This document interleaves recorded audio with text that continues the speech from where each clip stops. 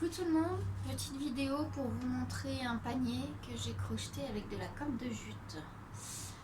Alors pour celles et ceux qui n'ont jamais travaillé avec la corde de jute, le jute ça s'effiloche un peu, ça fait des petits fils, mais pas de panique, ça ne détruit en rien votre panier. Simplement, pensez à mettre des vêtements quelconques et nettoyer après avoir crocheté, parce que du coup vous en mettez un peu de partout. Voilà. Alors moi mon objectif c'est de mettre du pain dedans. Alors comme je vous disais, la corde de jute ça fait des petits fils, donc je vais avoir besoin de mettre un tissu dedans avant de mettre mon pain.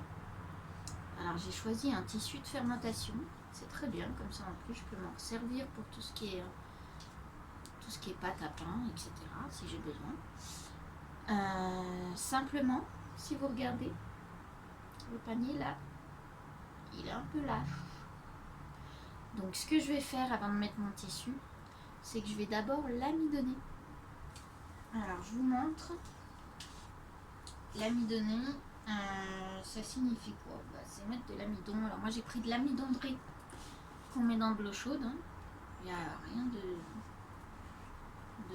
méchant. Ça s'achète, c'est pas très cher. Et je vais aller tremper mon panier dedans pendant quelques minutes.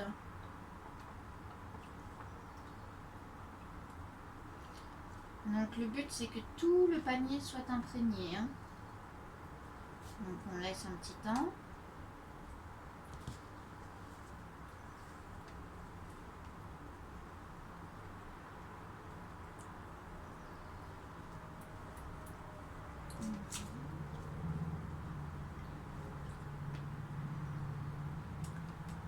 On en profite avec les mains pour bien faire la forme que l'on veut.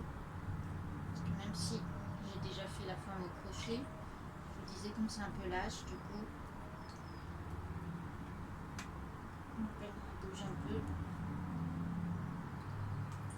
Au moins là, vous mettez la forme que vous voulez. Et ça va vous permettre de durcir le panier.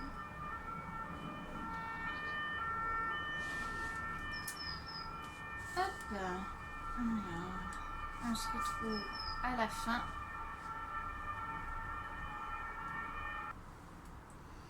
Donc on a fait tremper notre ouvrage pendant quelques instants. Voilà, donc je vais retourner un peu dans tous les sens. Je ne l'ai pas montré pour éviter que la vidéo soit trop longue, mais voilà. Il a trempé à la fois à l'endroit, à la fois à l'envers. Donc là on sent qu'il commence un peu à durcir. Maintenant c'est pas totalement fini. Il va falloir l'essorer un peu, ensuite le faire sécher. Et puis alors si besoin, vous pouvez le passer en machine. Si vous trouvez que votre ouvrage n'est pas assez essoré, vous le mettez sur l'essorage en machine et la machine fera le travail.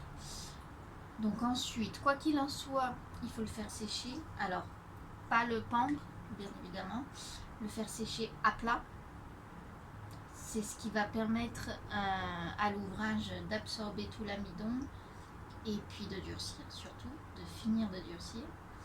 Voilà, et après ce que vous pouvez faire, surtout avec de la corde de jute, mais ça marche aussi avec d'autres matières, mais je vous le conseille encore plus avec la corde de jute, ça va être de le passer au fer à repasser.